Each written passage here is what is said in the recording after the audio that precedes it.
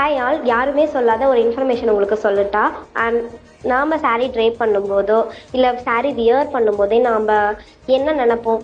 Inskirt வந்து shape years wear பண்ணாதான் ஷேப்பாக இருக்கும் அண்ட் நமக்கு அது கம்ஃபர்டபுளாக இருக்கும் அப்படின்னு. ஸோ இது நான் பிரைட்ஸுக்கு ரெக்கமெண்ட் பண்ண மாட்டேன் ஷேப் இயர்ஸ். ரீசன் என்னன்னா, இதில் வந்து எலாஸ்டிக் டைப்பில் தான் இருக்கும். சம்டைம்ஸ் ரோப்பும் அவைலபிள். இப்படி இருக்கும்போது நீங்கள் ஹெவி வெயிட்டட் சாரீஸ்லாம் போடும்போது உங்களுக்கு ரொம்ப கஷ்டமாக ஃபீல் ஆகும்.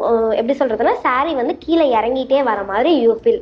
ஸோ அந்த மாதிரி இருக்கும்போது மார்க்கெட்டில் கிடைக்கிற நார்மல் இன்ஸ்கர்ட்ஸ், இந்த மாதிரி நம்ம நார்மல் பெட்டிகோட்ஸ் இருக்கு இல்லையா, ஸோ இதை தான் நான் பிரைட்ஸுக்கு ப்ரிஃபர் பண்ணுறேன்.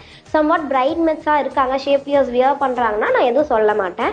பட் பிரைடாக இருக்கும்போது நான் பிளைன் பெட்டிகோட்ஸ் தான், காட்டன் பெட்டிகோட்ஸ் தான் ப்ரிஃபர் பண்ணுறேன். ஏன்னா சில்க் சாரீஸ் வந்து ஹெவி வெயிட்டடாக இருக்கும். பிரைட்ஸ் ஹெவி வெயிட் சாரீஸ் வாங்கும்போது அது ஃபால் கீழே விழுறதுக்கான சான்சஸ் அதிகம். கீழேனா இறங்கிட்டே வந்துடும் வெயிட்டுக்கு.